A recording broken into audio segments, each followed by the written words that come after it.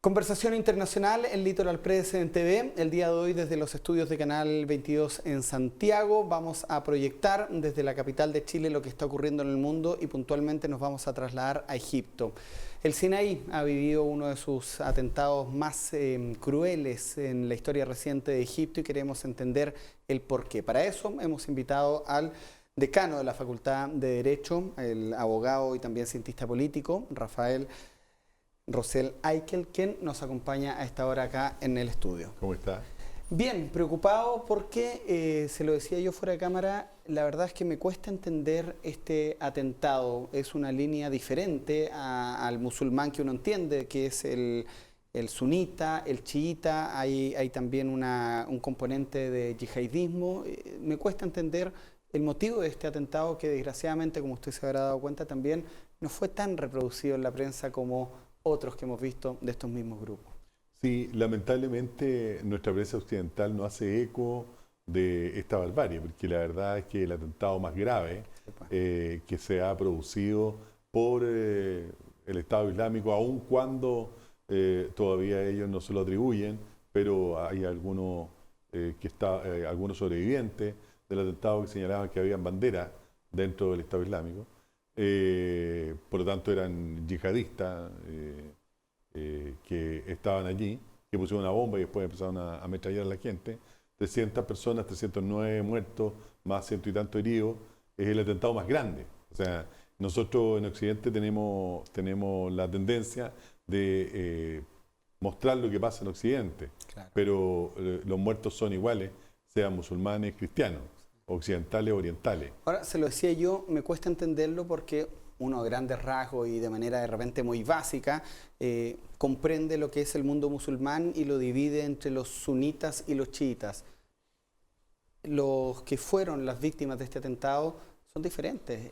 Si bien es cierto, corresponden a una de estas dos ramas, tienen características especiales. Tienen características especiales porque es un Islam muy moderado, muy moderado. Un Islam que se denomina sufí, donde las personas están buscando a través de la religión su elevación espiritual. Entonces, para los sunitas salafitas o wahabitas, que son los de Arabia Saudita, por ejemplo, estos son heréticos, como los chiitas. O sea, una línea herética del Islam, por lo tanto, hay que destruirlo, digamos, ¿no es cierto? Pero aquí hay muchos factores que están contribuyendo a esto. Primero, ubiquémonos dentro del contexto general del Medio Oriente y fundamentalmente hoy día Siria. Hay yihadistas que se están quedando sin trabajo, digamos, ¿no? Hay un acuerdo, una luz de acuerdo. Hay una luz de acuerdo. El 28 hoy día, ¿no? Sí.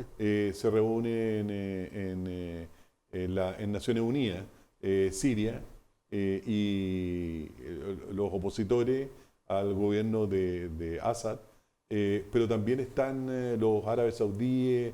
O sea, el gobierno de Bashar al-Assad no está agradado, digamos, con estas conversaciones, aun cuando concurre a ellas. Las conversaciones que pienso van a tener efectivamente resultados van a ser las que se están haciendo en Rusia, ¿no? Con el patrocinio de Rusia, Turquía y Siria. Allí yo creo que vamos a avanzar. Pero lo que te quería comentar era que la guerra en contra del extremismo yihadista en Siria, desde un punto de vista militar, está terminando. Quedan solamente 2 ciudades, digamos, y que probablemente van a ser rescatadas, digamos. Entonces, tú ahí tienes un número de combatientes y la gente de pronto no comprende que cuando hay personas que van a la guerra, quedan después con traumas súper grandes, digamos, ¿no? No saben qué hacer después. No saben qué hacer después. Entonces, y esto además es como apretar un globo. O sea, bueno, tú aprietas en un lado y se te empieza a inflar en otra parte. Por lo tanto, lo que está ocurriendo hoy día en Egipto, evidentemente también es consecuencia de que estamos mirando otras partes donde poder insertarnos, porque los yihadistas en este momento están en las fronteras, ¿no? Entonces están en las fronteras con Egipto, están en las fronteras con Irak, están con problemas del lugar donde podrían estar situados ellos. Entonces, observar una mezquita que es herética según su concepto, digamos, no tiene ningún problema en ir y matar a 309 personas. El punto está además es que quienes están allí están en cierta forma apoyando al régimen de Al-Sisi con toda la problemática que eso tiene, ¿no? Recuerda, por favor, que él es una persona que llegó al poder sacando un plumazo a los hermanos musulmanes. Claro, a Mursi, Mohamed Mursi. Exactamente, y los hermanos musulmanes tienen una mirada de un islam político. Lo que tienen los yihadistas de Arabia Saudita es un islam religioso. Por eso se molestan un poquito con Qatar, porque Qatar también tiene un islam político, ¿no? Es un caso bien particular el de Egipto. Es un pueblo que ha vivido prácticamente toda su vida con una estructura de Estado. Ellos pasaron de los faraones a los reyes, a las juntas militares, a Mubarak, ¿cierto? Que después del atentado a Anwar al-Sadat, de ahí viene, ¿cuántos años fue la dictadura de Mubarak? Dictadura entre comillas, por supuesto.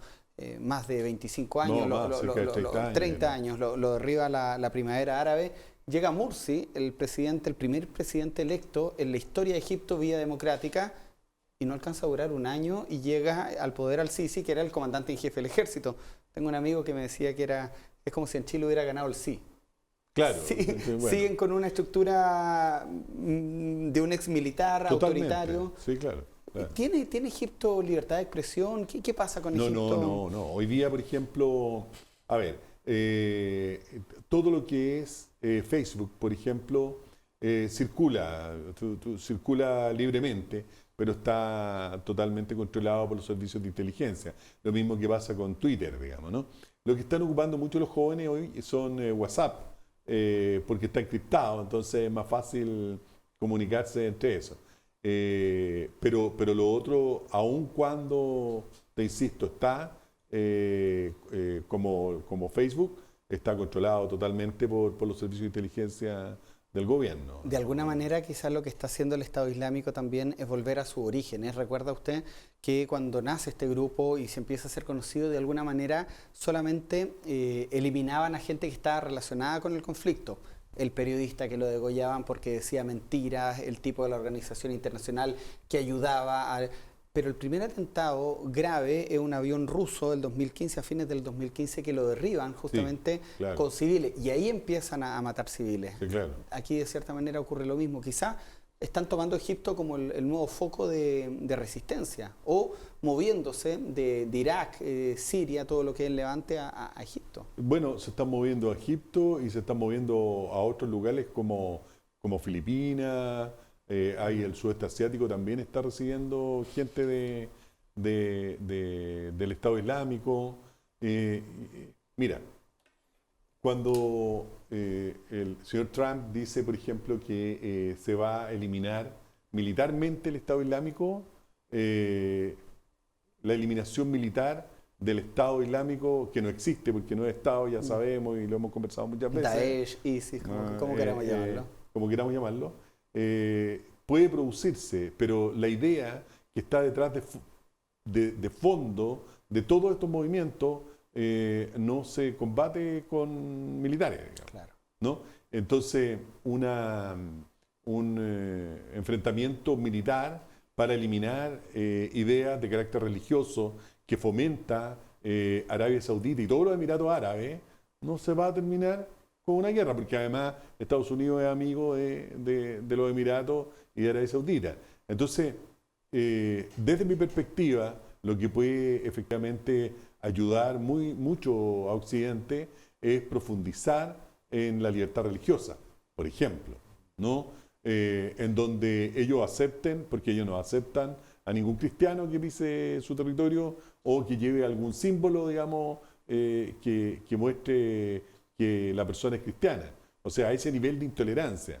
Entonces, cuando tú no solamente estás luchando en contra de personas que tienen armas, sino que también que su ideología, su pensamiento es un pensamiento extremo, la única forma es mediante la búsqueda y el respeto de la libertad. Aquí hay un problema complicado, ¿no? Egipto es el país propietario del canal de Suez. Sí, claro. Y sabemos que cualquier desestabilización que ocurra en Egipto, Estados Unidos la va a ver y los países de Europa o los que son receptores de este petróleo que viene justamente del Medio Oriente lo van a ver con bastante preocupación y tengan una actitud un poco más activa que cuando ocurre en países como en Siria, que si es cierto hubo conflictos, no era tan relevante como, bueno, el canal de Suez ha sido motivo hasta de guerra. Pero te presento otra cosa también.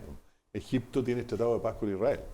Claro, el que hizo Anwar al-Sadat. Sí, pues, entonces ahí tiene un gran tema, digamos, también de fondo. Ahora, Egipto prácticamente vive el turismo.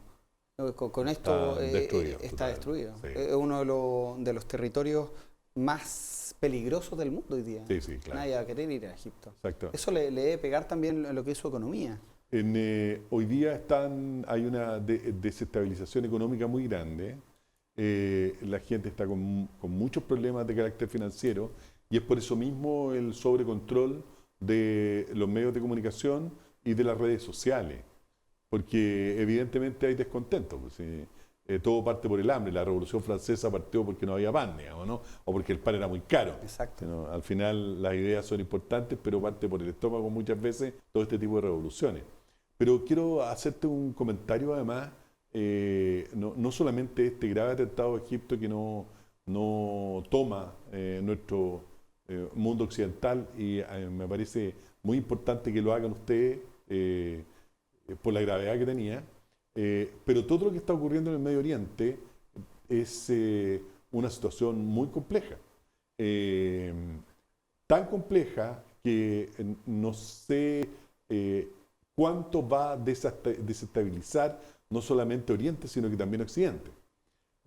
Vemos lo que ocurrió en el Líbano con el presidente, con el ministro, el primer ministro del Líbano, Hariri, que es socio de los saudíes, digamos. Hay vínculo. De la familia Saud, pero en que él presenta, por ejemplo, su dimisión, su renuncia, desde Riad, en que el presidente de la República del Líbano, el general Michel Aoun, dice que él está secuestrado en en Arabia Saudita, en Riad.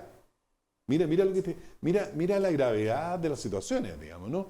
Y esto se produce porque justamente Michel Aoun es de una coalición del 8 de marzo en que está junto a Hezbollah. Hezbollah está combatiendo el Estado Islámico, el Daesh, el ISIS, como queramos llamarlo, en Siria.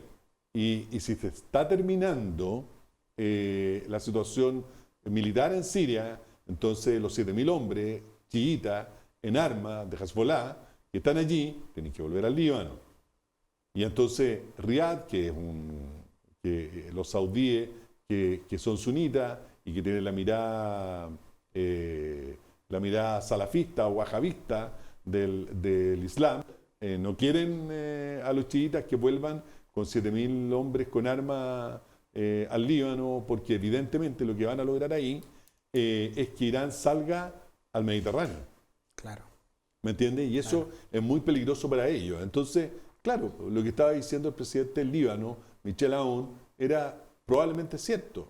Tuvo que ir Macron y pedir, ¿no es cierto?, que el primer ministro llegara a ¿cómo se llama?, Francia.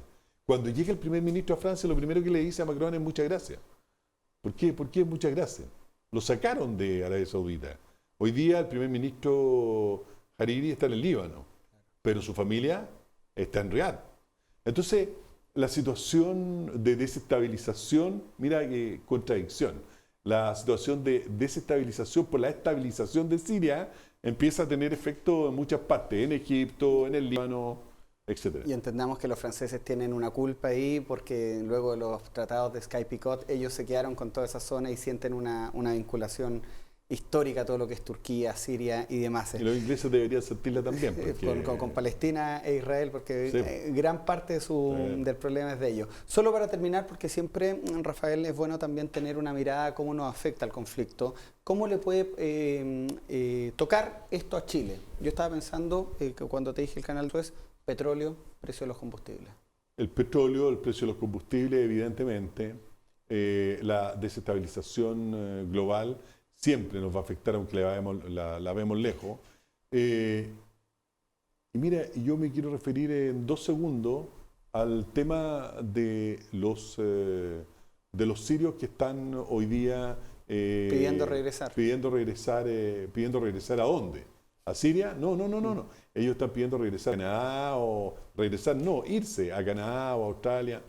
Mira, cuando yo creo mucho en las buenas intenciones de este gobierno en querer dar refugio a personas que han sufrido lo indecible. Eso es evidente, digamos, por la cantidad de desplazados. Ellos estaban en el Líbano. El Líbano, que es un país de 4 millones de habitantes, tiene 2 millones de sirios. Refugiados. 2 millones. Y no, la verdad es que ninguno se quiere ir del Líbano porque, a pesar de todo, están viviendo dentro de su propia cultura.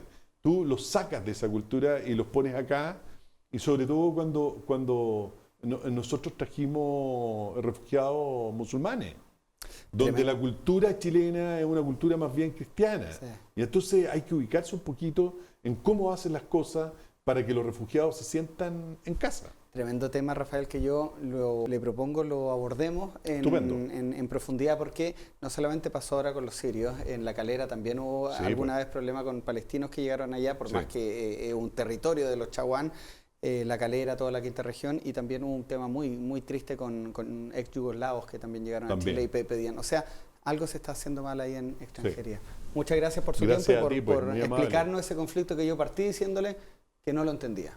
Y muchas gracias a ustedes por ver esta entrevista. Recuerden visitarnos en www.litoralpresstv.cl y estar atentos a la repetición de esta conversación en los canales regionales.